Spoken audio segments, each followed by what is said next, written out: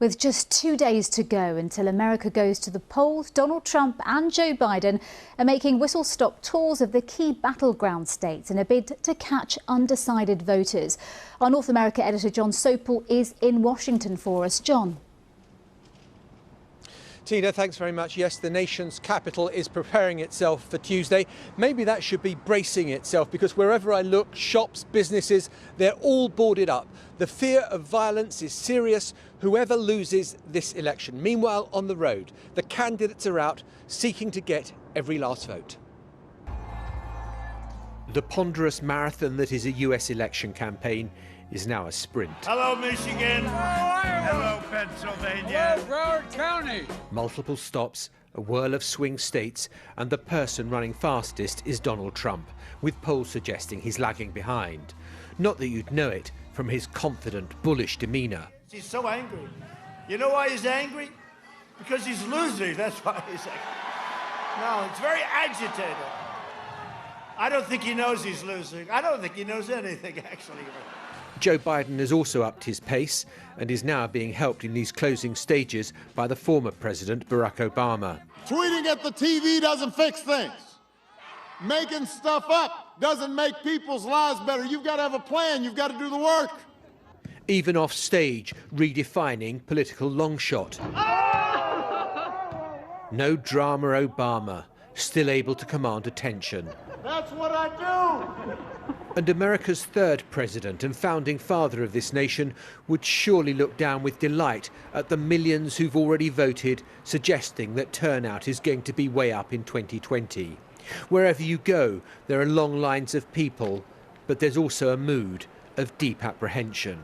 You can tell the tension. I mean, I think the world can even feel the tension in the U.S. It's like a pressure cooker everybody's feeling. To me, it's kind of like voting for lesser of two evils. I think it's very important that people, come out and vote, but especially for this year, it's just almost like crisis is going on. This is the great celebration of any democracy, the moment when we the people decide whether our rulers get another term in office or get turfed out. It is empowering. But there is a fear stalking America, a deep unease about what might come next in this bitterly contested presidential election. And how is the nation's capital preparing for this celebration of democracy? Well, everywhere you go, you see teams of workmen boarding up shops and offices. Something similar happens in the Deep South during hurricane season with acts of God. But on Tuesday, America seems to be bracing itself for a very different type of storm, and one that's entirely man-made. If Britons were voting in this American election, then Joe Biden would win decisively, according to an opinion poll, which showed that he was way more popular than Donald Trump. But of course, they're not. But who would be best for Britain and for the special relationship? Who wins the election on Tuesday night? Our World Affairs editor John Simpson reports. Mr. Macmillan praises the partnership between his country and the United States. It's been a partnership for decades, but never a partnership of equals. And Britain has faded in importance as the years have passed.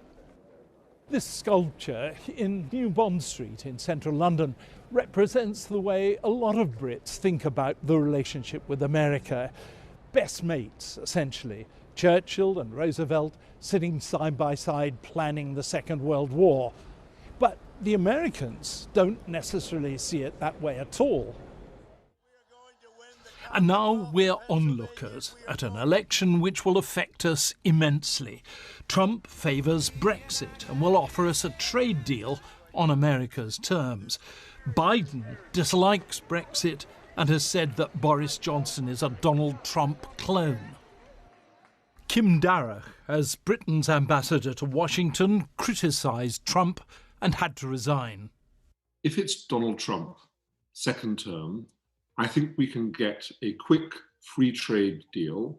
He would prioritise that. And if Joe Biden wins?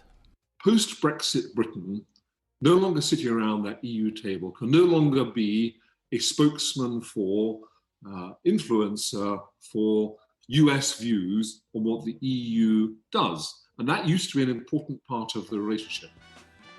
In the Biden camp, there's still a lot of hostility towards Boris Johnson personally. His past attacks on Biden's friend and close ally, President Obama, haven't been forgotten.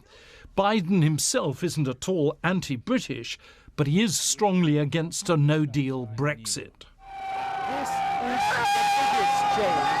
I reported on Barack Obama's victory as the first black president in 2008. Now, after the killing of George Floyd and Black Lives Matter, race is an issue again. Biden's biggest decision was his choice for Vice President, Kamala Harris, of African and Asian descent. She'd be hugely influential if Biden wins, especially to people here who've been moved by these campaigns. She would be the second most powerful person on the planet, and it's just, I can't even say how overwhelming this is going to be. It matters enormously because it's going to change the landscape. The last 4 years under Trump have done tremendous damage to some key British interests, like NATO, for instance. And Joe Biden will take America back into the Paris Accords on climate change, another key British interest. Still, Donald Trump has set a new standard for America abroad. Biden would have to match Trump's tough approach. Biden has already made noises, actually, about protecting American industry from Chinese dumping and so on. So don't expect Biden to be softer than Trump. It is quite simply the most important election the world has seen in decades. And in Britain, it'll affect the lives of every one of us. John Simpson, BBC News. And in that election, it looks that turnout is going to be way higher than 4 years ago. And just a word about the polls. We've had the final polls in the key swing states, which are fascinating. They show Joe Biden ahead in all the key places, but not by such a margin that he can take anything for granted. And Donald Trump is not so far behind that he would think all is lost. Tuesday is going to be a nail-biter. John, thank you very much. John Sopel in Washington.